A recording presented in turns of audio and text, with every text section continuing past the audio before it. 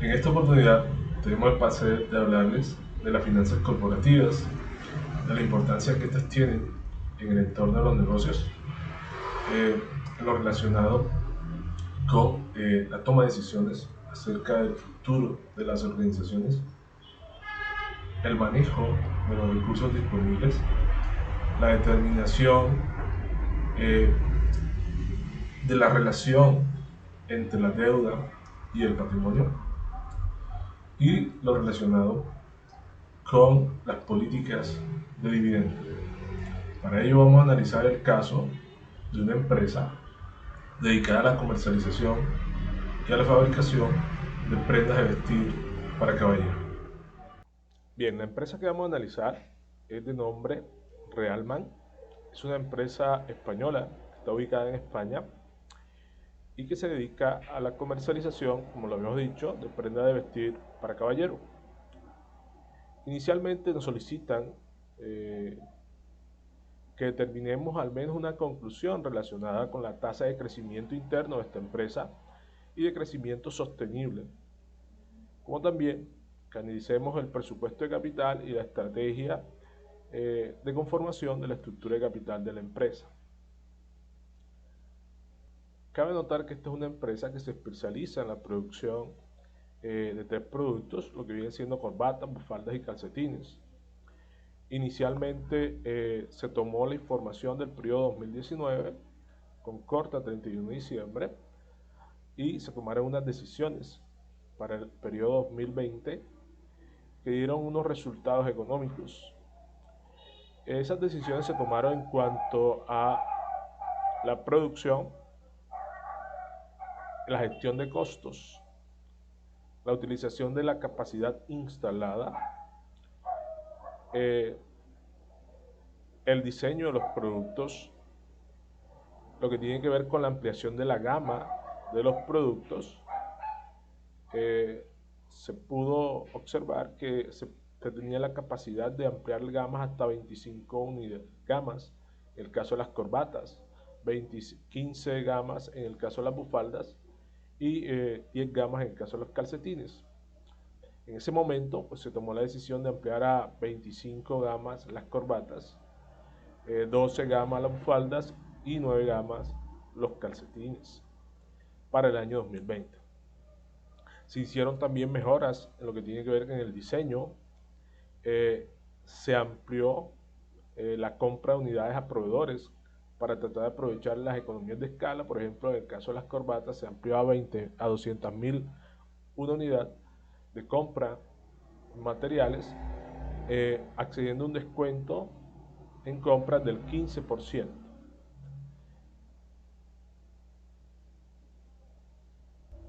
En esta información podemos observar los resultados económicos de dichas decisiones, tanto en el periodo T, que vendría siendo el año 2020, como el periodo T+1, que vendría siendo el año 2001. Observamos la composición de los ingresos de la empresa, generando unos ingresos de 3.929.454 en el año 2021 y en el año anterior de 3.274.545. Un margen de contribución al confrontar esto con los costos de 1.463.441 euros y en el año anterior 647.191 euros. Asimismo, un beneficio bruto en el año 2021 de 236.350 euros y en el año 2020 pues un margen bruto negativo por la suma de menos 443.741 euros.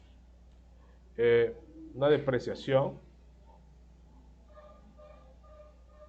de 103.000 euros en cada periodo, unos ingresos financieros de 8.445 euros en cada periodo y unos gastos financieros para el año 2021 de 46.000 euros y un resultado financiero que para ese momento fue de 37.555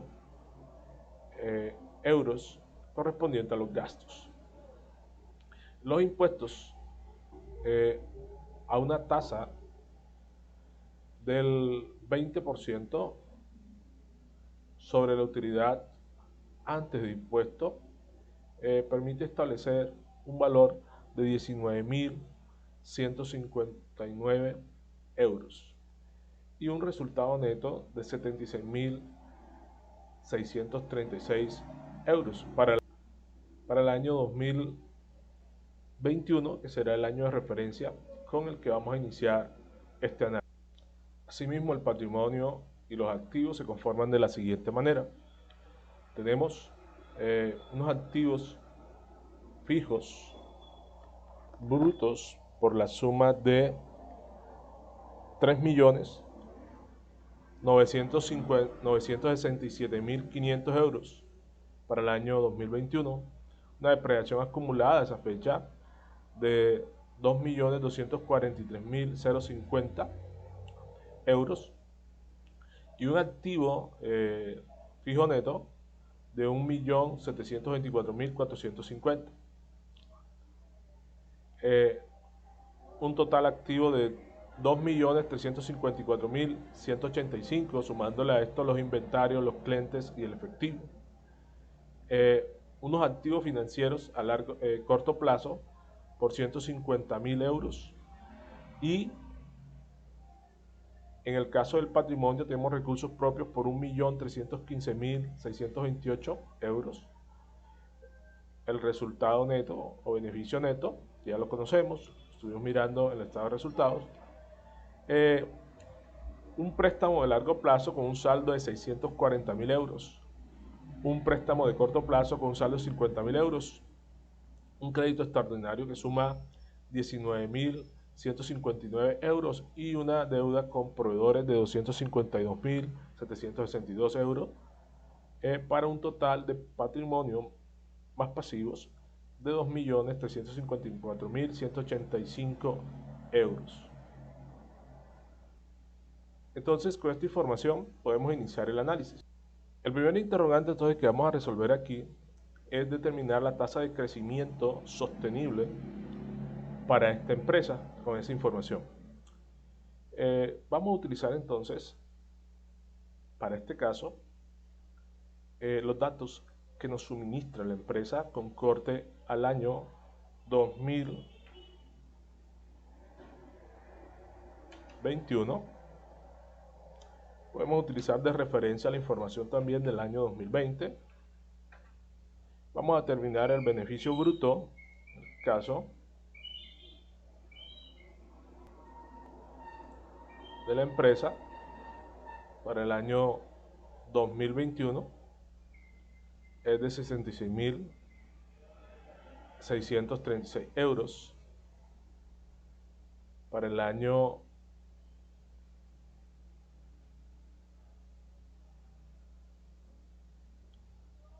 2020 es de menos 577.044 euros.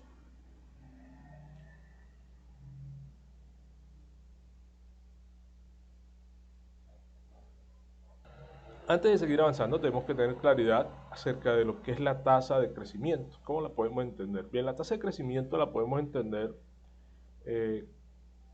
como una tasa de crecimiento sostenible, que representa el máximo crecimiento que una empresa consigue mantener sin tener que aumentar la deuda con terceros o deuda financiera, deuda mediante crédito,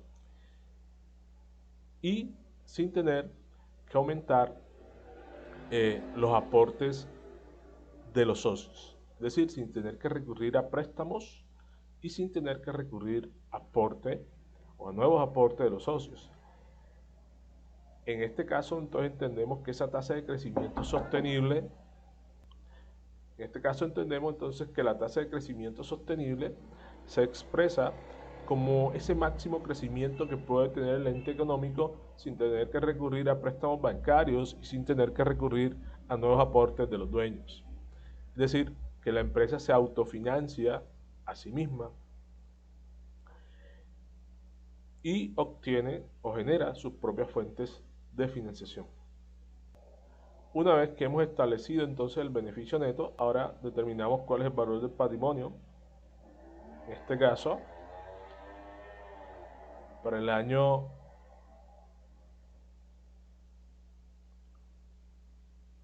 2021 el patrimonio sería la sumatoria de los recursos propios más los aportes o los beneficios netos que se ha obtenido. Igual sucede con el año 2020.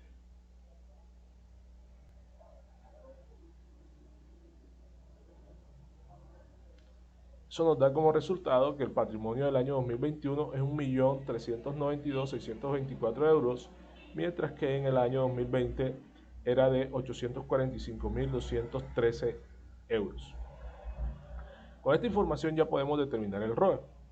El ROE se entiende como la relación que se establece entre el beneficio neto que obtiene la empresa y el patrimonio. En este caso tenemos un ROE del 0.06% para el año 2021. Si utilizamos la misma expresión, estaríamos obteniendo un ROE negativo para el año 2020 de menos 0.69. Esto quiere decir, entonces, lo podemos leer, que la empresa en el año 2021, por cada peso que tiene inversión en el patrimonio, está generando 0.06 pesos. Mientras que en el año 2020, por cada peso que tenía invertido en el patrimonio, se dio un decrecimiento, no se genera un rendimiento, sino que se dio una destrucción de capital de un 0.68%. Bien, ahora debemos establecer la tasa de retenciones de utilidades. Estuvimos investigando a través de internet a ver si podíamos conseguir para el país de España, que es donde se ubica esta empresa, una tasa de retención de utilidades con la que se pudiera realizar el análisis. Desafortunadamente no pudimos conseguirla y hemos decidido entonces suponer que la tasa de retención de utilidades que practica la empresa por la política que establece la empresa es de un 30%.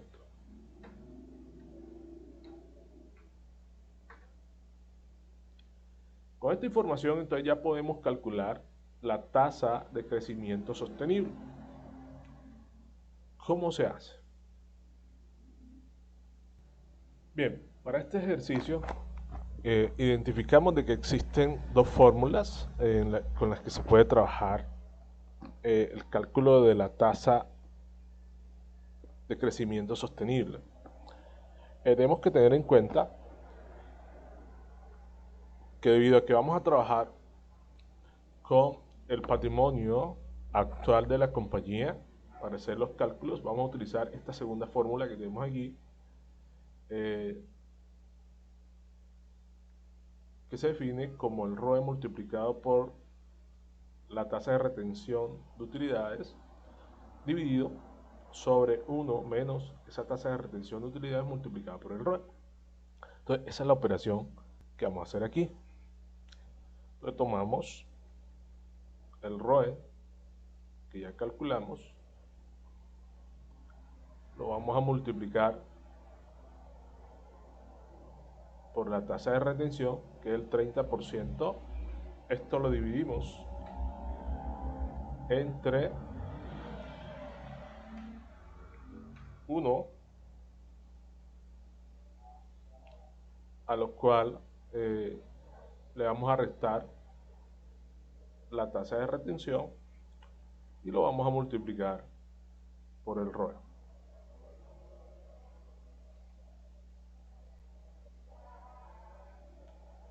Eso nos expresa entonces que la tasa de crecimiento sostenible de esta organización con esa tasa de retención viene siendo de un 0.02 o un 2% para el año 2021. Igual para el año 2020 debía ser, con la información que se tiene, pues un decrecimiento del 0.017. Quiere decir que las decisiones que tomaron para el año 2021, gestión de costos para esta empresa, pues dieron frutos y la empresa empieza a generar utilidades y a mostrar un crecimiento con respecto al año inmediatamente anterior. Bien, hemos calculado entonces la tasa de crecimiento sostenible con esta fórmula, que es la fórmula que utilizamos para cuando se calcula esta tasa de crecimiento con el periodo actual o la información del patrimonio del periodo más reciente. Ahora debemos calcular la tasa de crecimiento interno. ¿La tasa de crecimiento interno qué es? Pues es la tasa máxima a la que podrían crecer las ventas y los activos con los que una empresa genera sus utilidades. Esta tasa de crecimiento la podemos entender que es la tasa hasta la cual la empresa podría no necesitar ningún financiamiento externo. Es decir, que se puede financiar con sus actividades de venta y con la utilización de sus activos. El objetivo de esta tasa es de crecimiento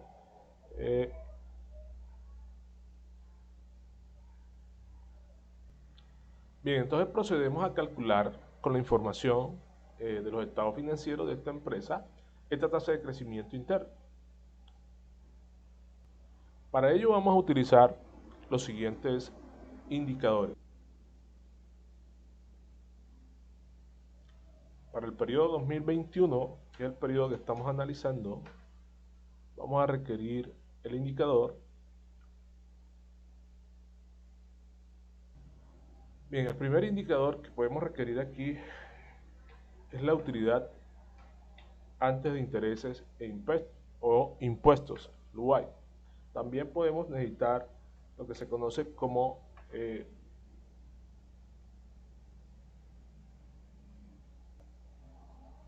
la tax rate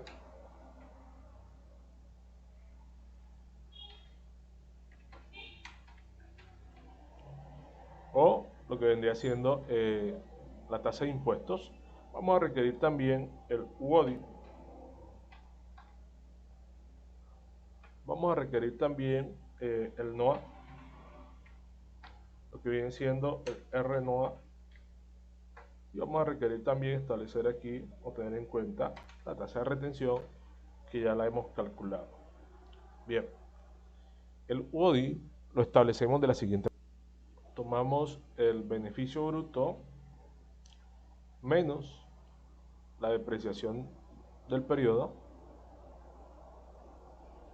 En este caso será este valor. Corregimos aquí porque no salió, vamos a tomarlo otra vez. Entonces sería beneficio bruto menos la depreciación. Ahora sí, nos está dando este valor. Viene siendo entonces el WODI. Bien, una vez determinamos el WODI, calculamos ahora la tasa de impuestos. Para ello, vamos a tomar el beneficio bruto. A este beneficio bruto le vamos a restar la depreciación, también le vamos a restar los gastos financieros y eso nos da como resultado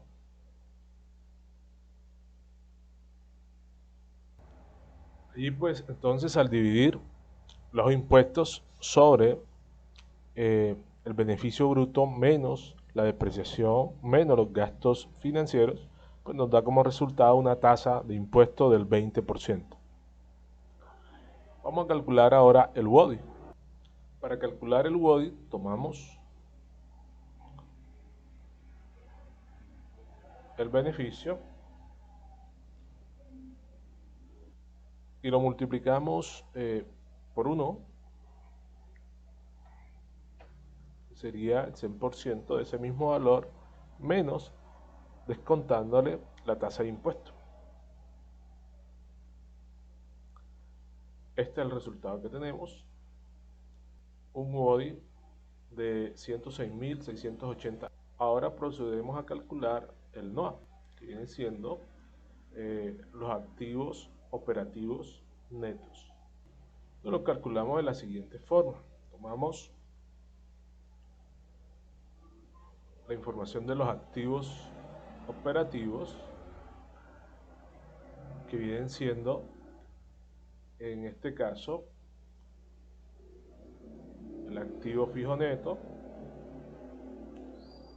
más los inventarios, más el valor que expresa la cuenta clientes, más el valor que expresa la caja, y a eso le vamos a restar el valor de las deudas o cuentas por pagar a proveedores. En este caso obtenemos un activo operativo neto de 1.951.423 euros. Con esta información procedemos a calcular RNOA, que viene siendo la relación que será RNOA, la relación entre el UODI y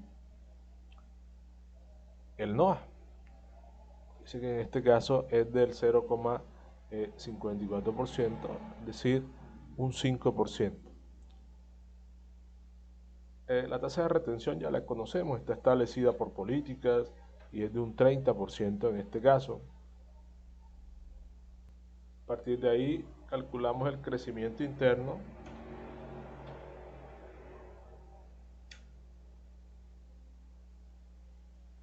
Entonces lo calculamos con la fórmula que ya tenemos aquí, esta que me dice que RNOA multiplicado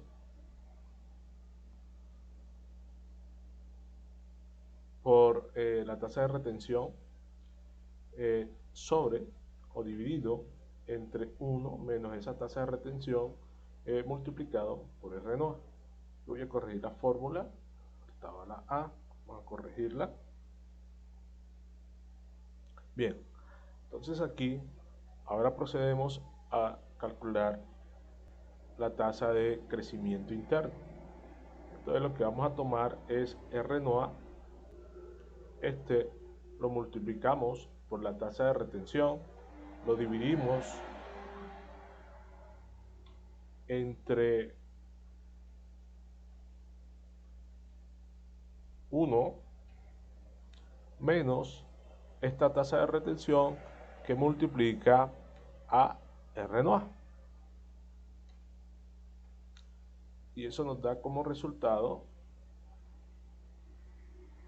un 0.0166, es decir, un 2%. Vamos a ver la expresión aquí, vamos a ver la expresión decimal, a ver cuánto queda.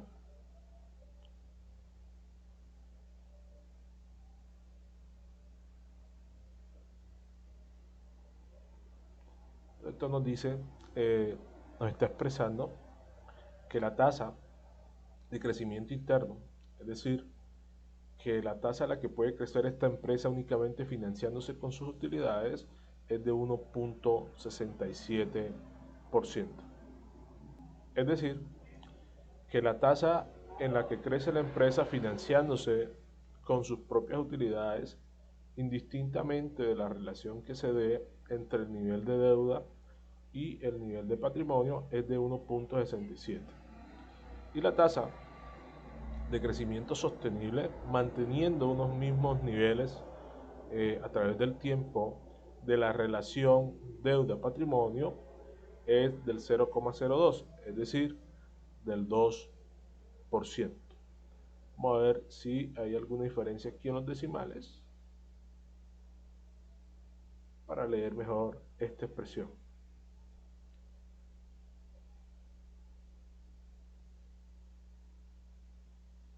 el 1.68.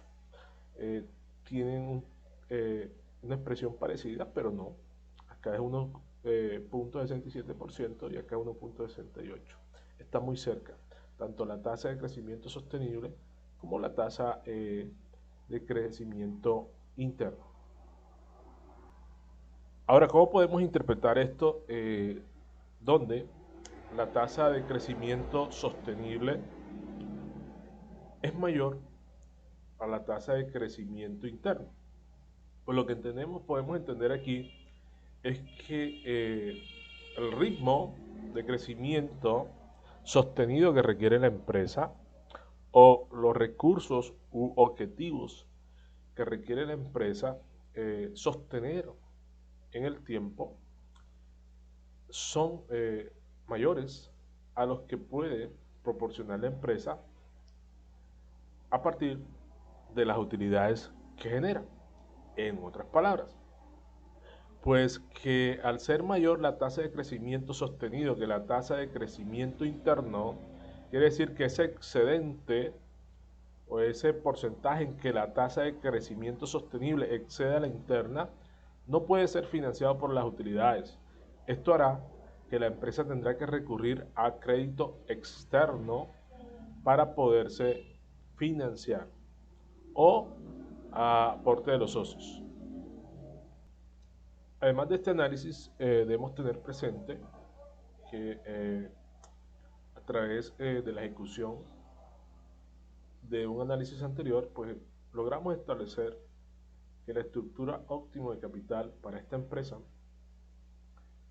con este activo operativo de 1.951.423 euros, es la de un 0.57, es decir, un 57% debe ser el nivel de endeudamiento con respecto de activos con respecto al patrimonio, de pasivos con respecto al patrimonio. Entonces nos dicen que la deuda debería ser de manera óptima de 709.159 euros y que el patrimonio debería ser la suma de 242.264 euros. Sin embargo, cuando observamos el nivel de activos que tiene la empresa y el nivel de pasivos y patrimonio, observamos que el patrimonio pues ligeramente sobrepasa adicionándole las utilidades y analizando el valor de recursos propios, pues ligeramente sobrepasa el nivel óptimo en relación a ese grado de activos operativos netos. Mientras que en relación al pasivo, pues observamos de que si el nivel óptimo de pasivos de 709.000 y nosotros sumamos el pasivo que muestra la empresa a 2021, esto nos dirá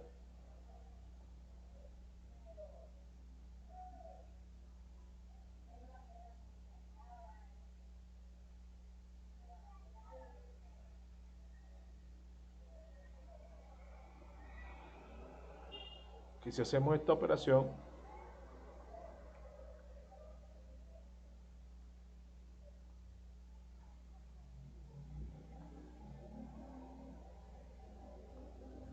nivel de deuda financiera es de 709.159, es decir, que estamos allí en un nivel ligeramente óptimo. Bien, con esto entonces estamos dando solución al primer interrogante que nos están planteando aquí con respecto a la situación de la empresa.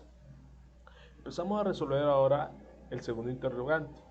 Nos preguntan y nos piden que evaluemos la política de dividendos que se plantea en el paso 2, en el análisis 2 que estuvimos realizando a lo largo del curso, y cómo los planes de renovación pueden afectar las necesidades de fondos y de ahí a la estrategia de financiación o financiamiento considerando la generación interna de fondos que acabamos de calcular y el acceso a financiamiento externo o la necesidad de llevar a cabo nuevas emisiones de capital.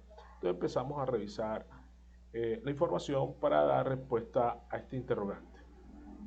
De modo que para determinar si se pueden pagar o no se pueden pagar los dividendos, pues lo primero que debemos calcular es el flujo de caja libre.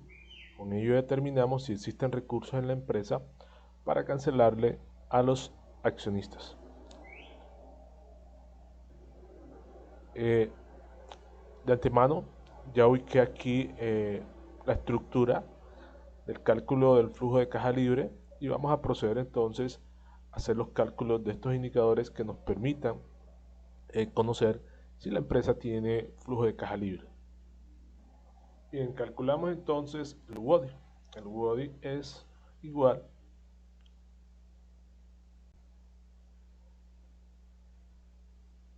al beneficio bruto que obtiene la empresa menos el valor o descontándole las depreciaciones.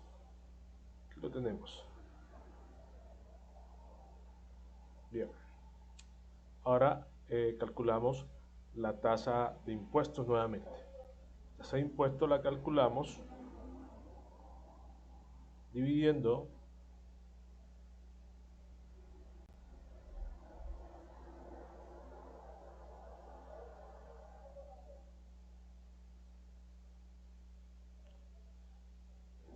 el impuesto que estamos pagando entre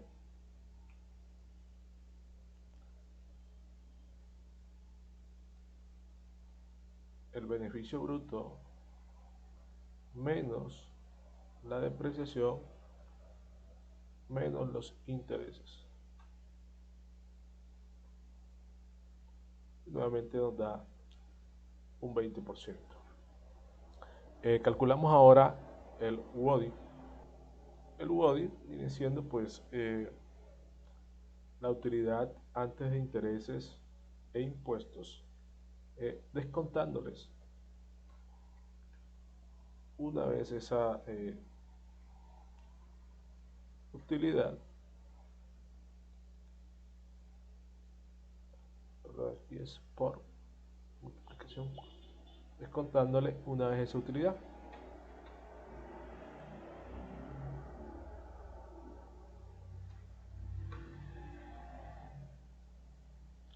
Bien, nos vuelve a dar 106.680 euros. Las depreciaciones, pues ya tenemos el valor de las depreciaciones acá, está determinado en el estado financiero. Aquí tenemos el valor de las depreciaciones, son 103.000. Ahora calculamos el flujo de caja bruto, que viene siendo el WODI más las depreciaciones. En este caso nos estaría dando 209.680 euros. Ahora debemos calcular la variación en el capital de trabajo neto. Para calcular entonces esa variación, el capital de trabajo neto, tomamos el activo operativo del periodo que estamos estudiando, que sería la sumatoria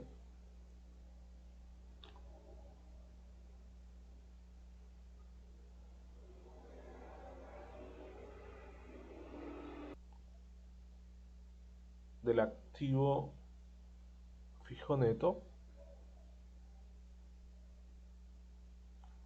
más el inventario más las cuentas por cobrar al cliente más caja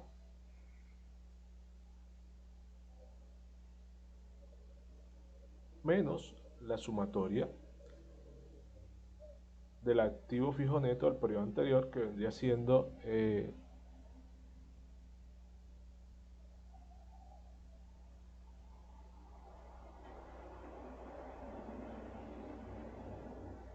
el activo fijo neto más el inventario más las cuentas por cobrar al cliente más lo que hay en caja. Hasta ahí tenemos las variaciones en el activo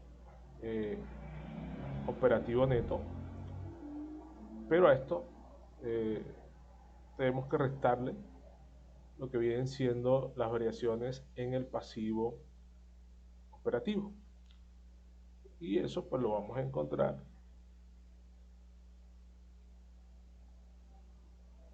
al restarle a esto la diferencia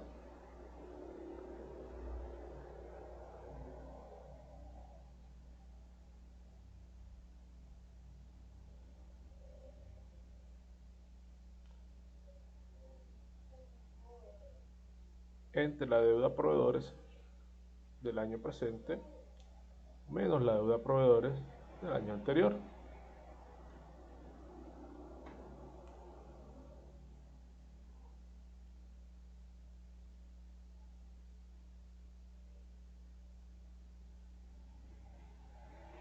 Estaría dando esta suma.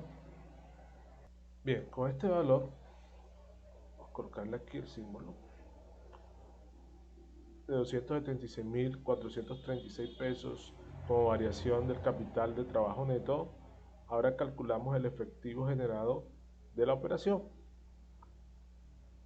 Es decir, que tenemos que invertir en efectivo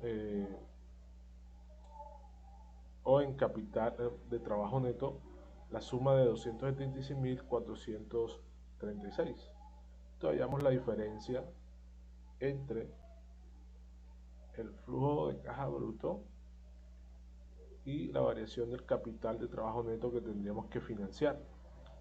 Y esto nos da una diferencia o un capital, una generación de efectivo por la operación de menos 66.756. Ahora procedemos a calcular el CAPEX. Para ello calculamos la variación entre el activo neto del año anterior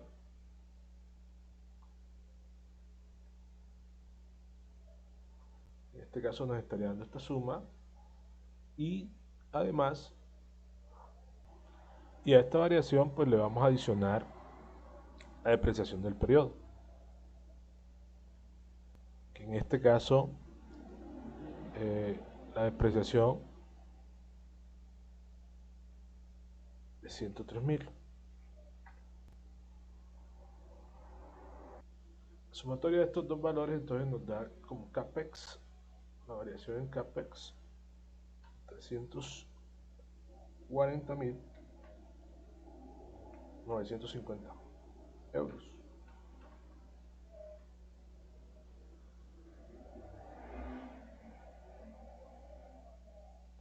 Vamos a esto. Bien. Y ahora calculamos el flujo de caja libre, que debería conocerse para esto. Bien, entonces calculando nos daría así.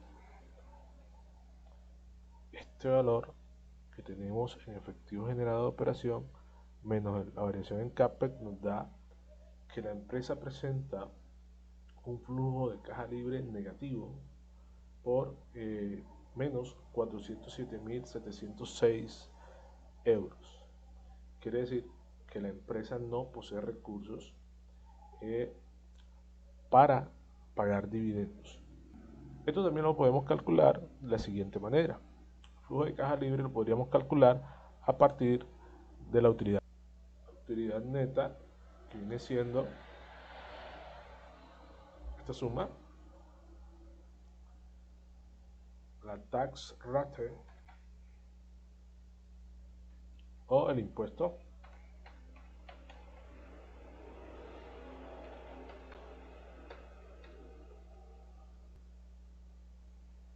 para este caso es este valor.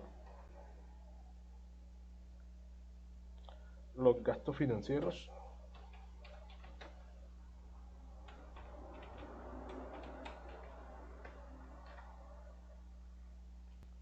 para este caso es este valor, lo que viene siendo la utilidad antes de impuestos e intereses, que ya la conocemos.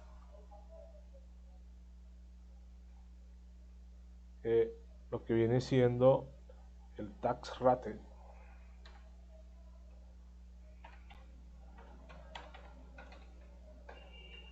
que también ya lo conocemos, y el WODI, que también lo conocemos.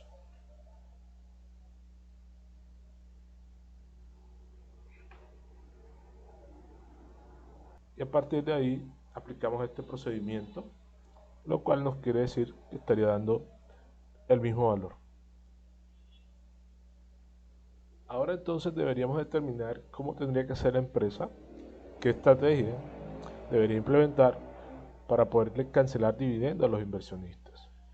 Tenemos que tener en cuenta que además de pagarle a los inversionistas sus dividendos, también la empresa tiene que pagar el costo de la deuda o los gastos financieros. Entonces vamos a establecer los gastos financieros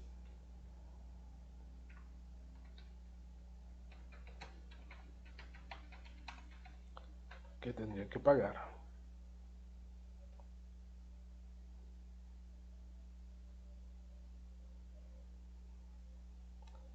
En este caso, esta suma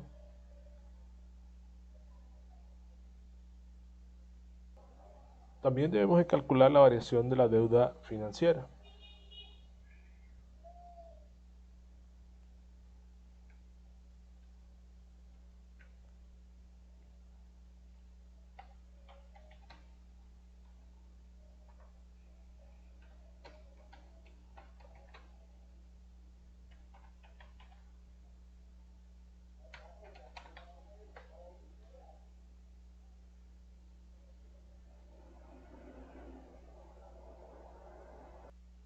Que se calcula esa deuda de la siguiente manera. Esa variación en la deuda se calcula tomando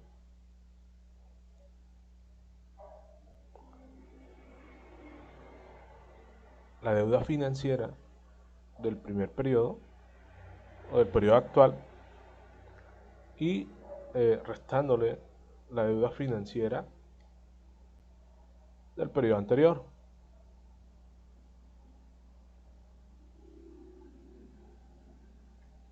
En este caso nos está dando una variación negativa, lo cual quiere decir que se canceló deuda por la suma de 162.000 euros, 162.640.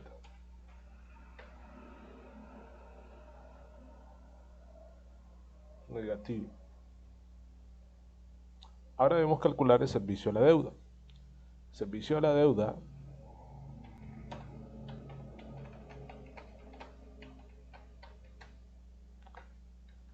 es la diferencia entre el gasto financiero más la variación de la deuda. En este caso estaría diciendo que el servicio a la deuda es la suma de 124.985 pesos, un valor negativo esta vez del servicio a la deuda, que dice que se está o se pagó deuda en este periodo. Con estos datos procedemos a calcular el flujo de caja para los accionistas.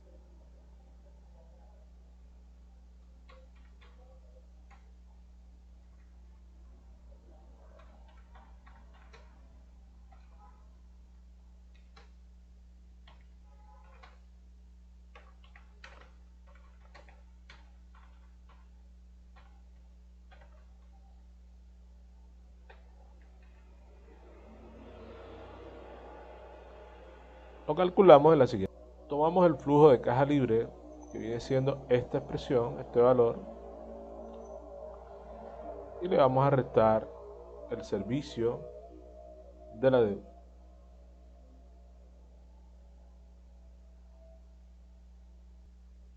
En este caso nos está dando la siguiente expresión.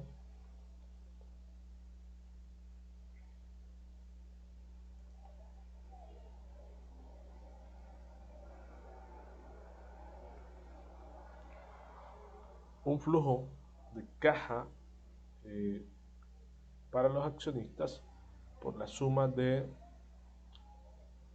menos 282.721 euros, lo cual indica que no hay dinero para cancelarle a los accionistas. El hecho de que la empresa no tenga flujo de caja para pagar a los accionistas obedece en esta empresa a que, como se pudo observar a través de la variación del CAPEX, hubo un incremento en los activos fijos netos de un periodo al otro, al periodo más reciente.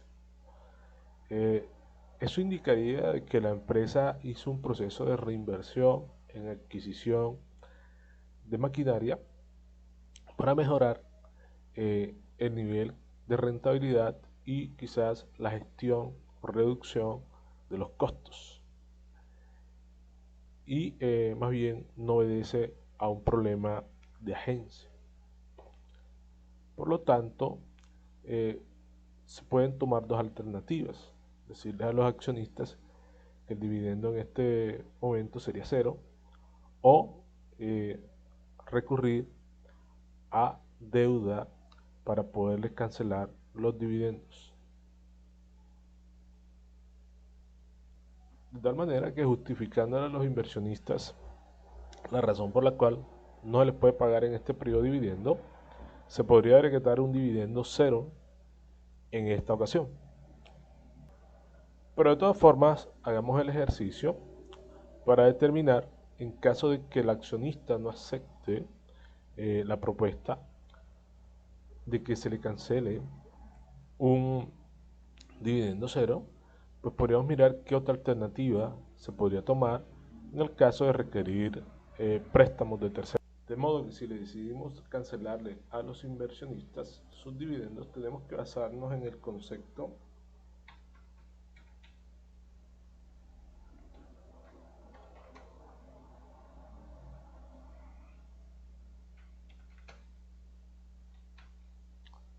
de la tasa de crecimiento sostenible.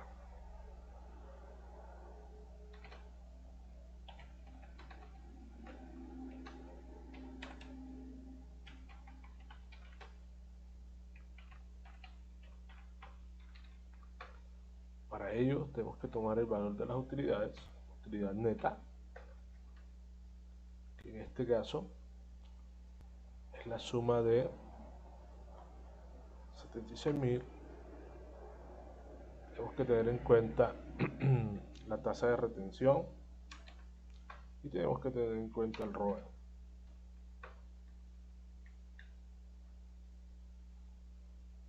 Vamos a mirar por acá.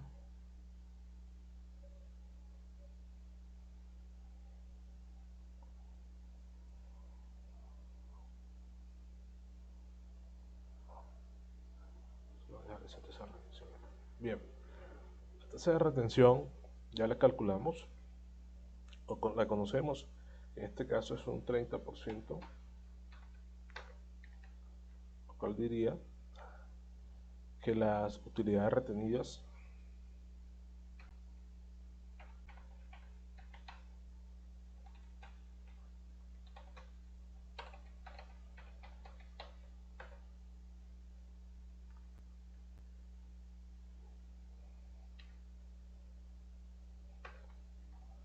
es este valor y que el dividendo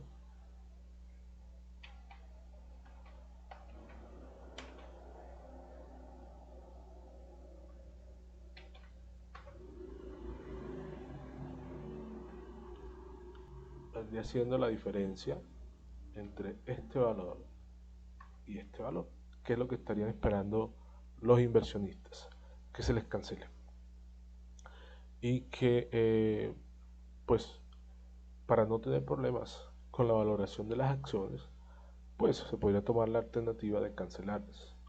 Pero además de eso, tenemos que tener en cuenta que hay un rendimiento marginal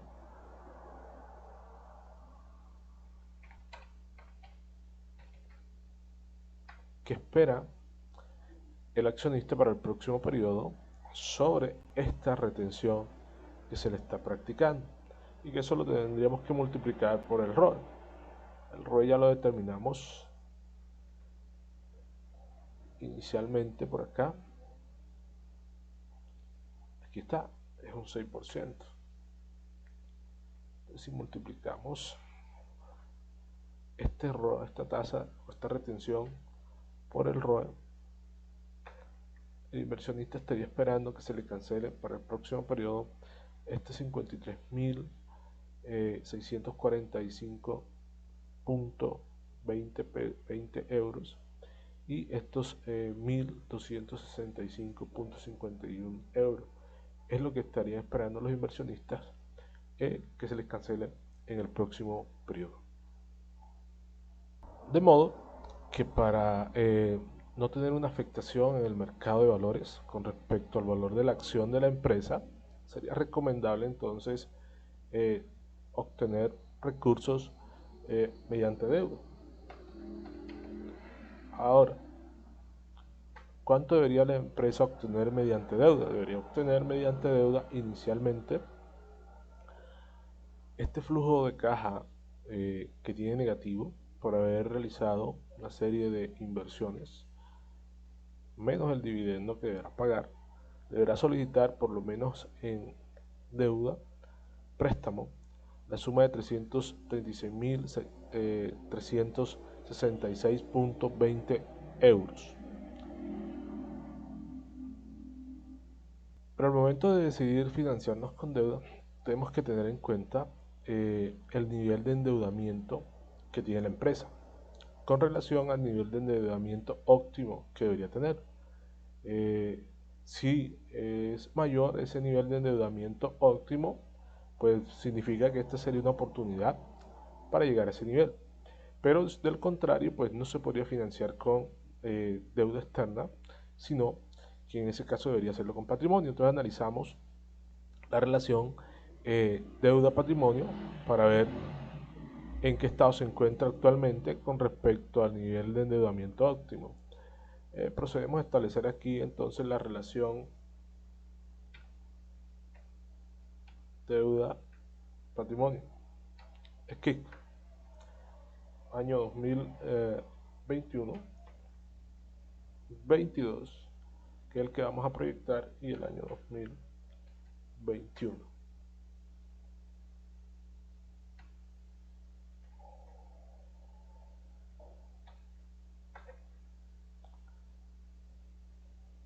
Veo. El nivel óptimo más bien acá, ese sería el nivel óptimo.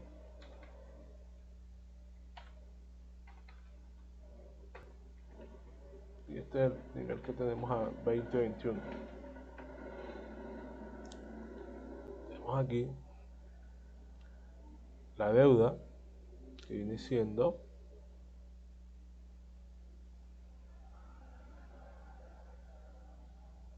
toda la deuda financiera,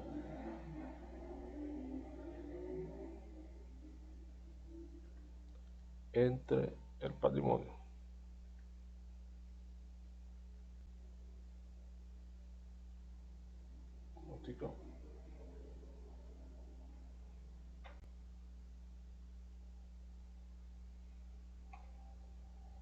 Ahora sí.